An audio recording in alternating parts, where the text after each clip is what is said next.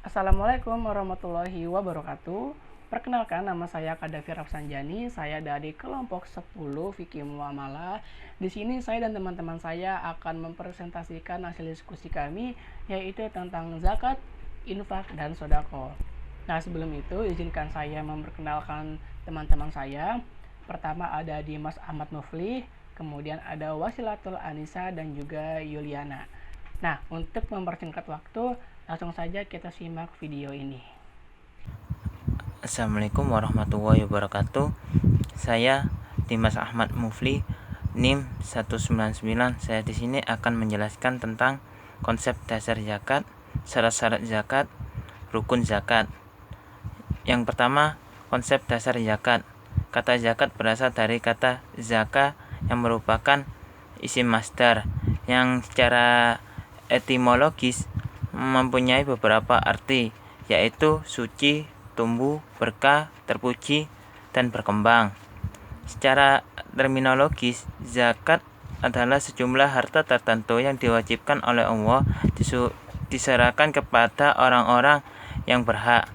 Zakat menurut istilah agama Islam artinya kadar-kadar harta yang tertentu yang diberikan kepada yang berhak menerimanya dengan beberapa syarat.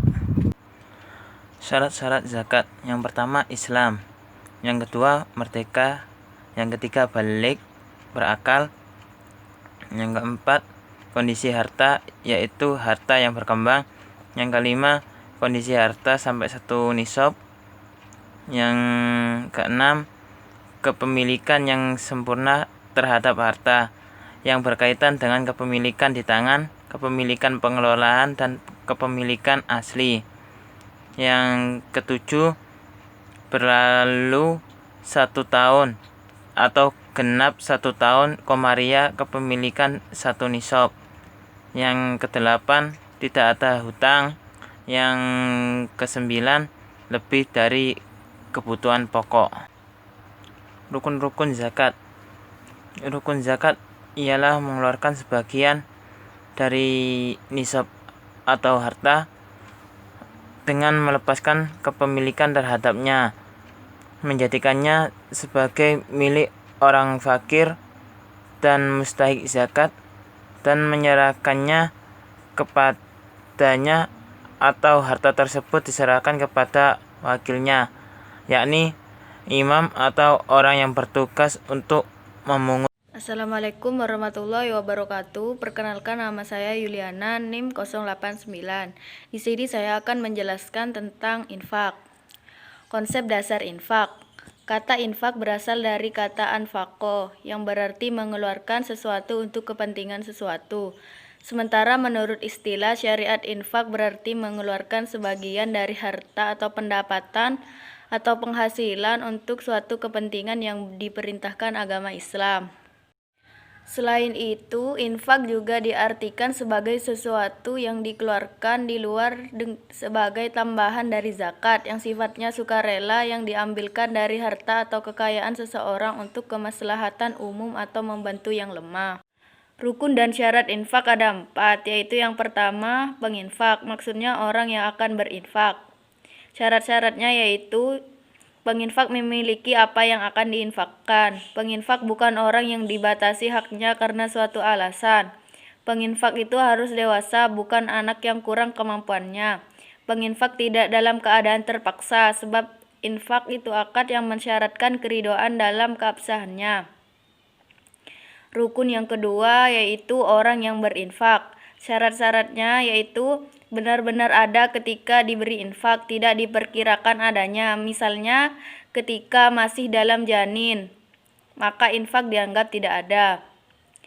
Yang kedua, sudah dewasa atau balik. Maksudnya apabila orang yang diberi infak itu ada di waktu pemberian infak, akan tetapi ia masih kecil atau gila, maka infak itu diambil oleh walinya, orang yang mengurus dan orang yang mendidiknya, sekalipun dia orang asing.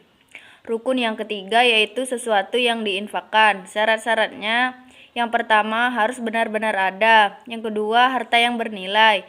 Yang ketiga dapat dimiliki zatnya, yakni bahwa yang diinfakkan apa yang bisa dimiliki, diterima peredarannya, dan kepemilikannya bisa berpindah tangan.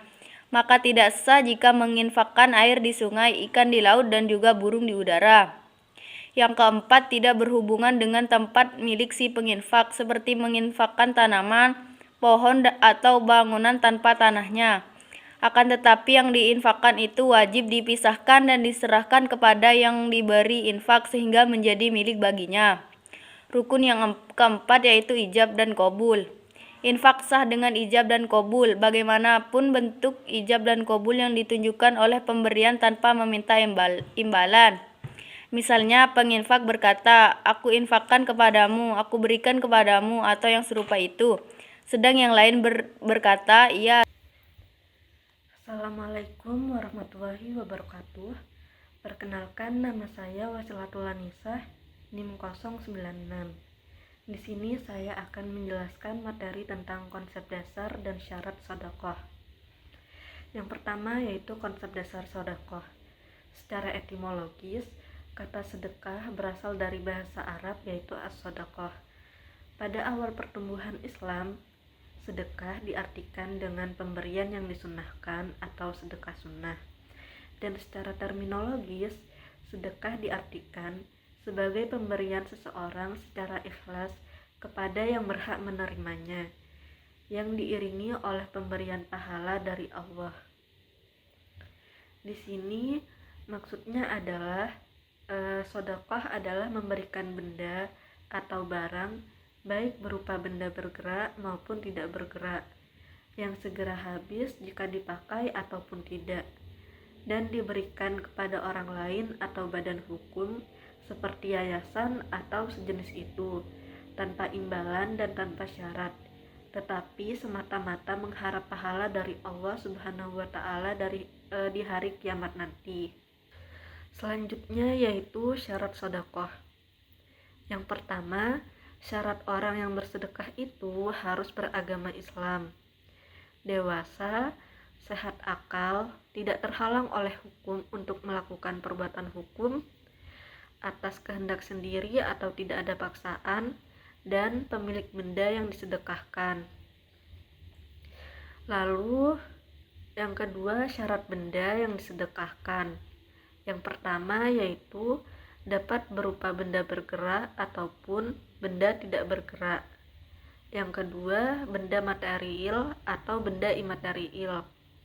Yang ketiga, disyaratkan harus merupakan benda milik yang terbebas dari segala bentuk pembebasan, ikatan, dan sengketa. Yang keempat, benda sedekah bukan benda haram atau benda yang diperoleh secara legal. Dan selanjutnya yaitu syarat penerima sedekah.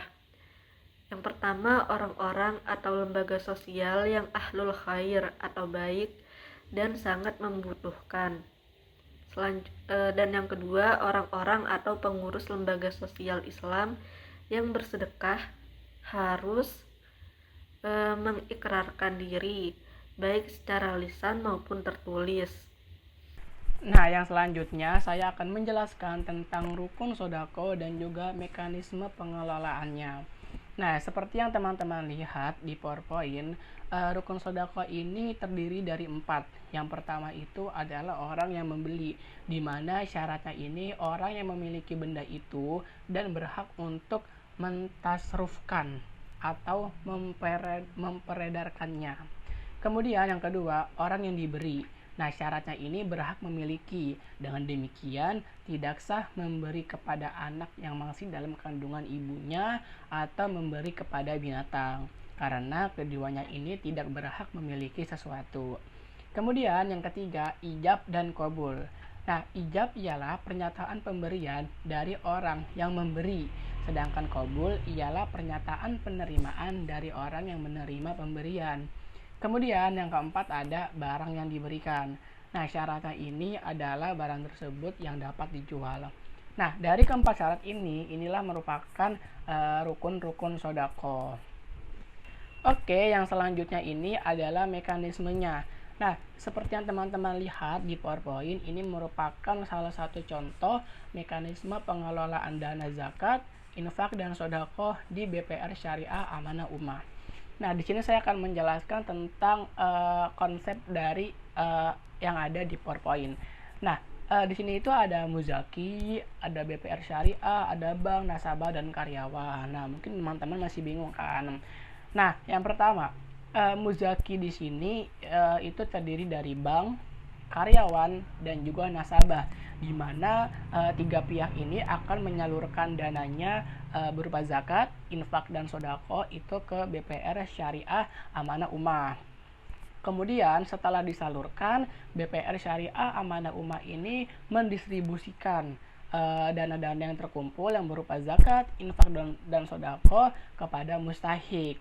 Seperti itu.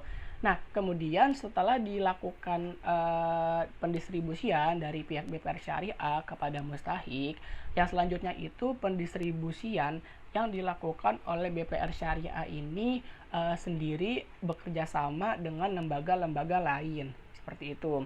Kemudian setelah bekerja sama dengan lembaga-lembaga lain, akhirnya dana, infak, dan sodako ini akan didistribusikan yang berbentuk konsumtif dan juga produktif.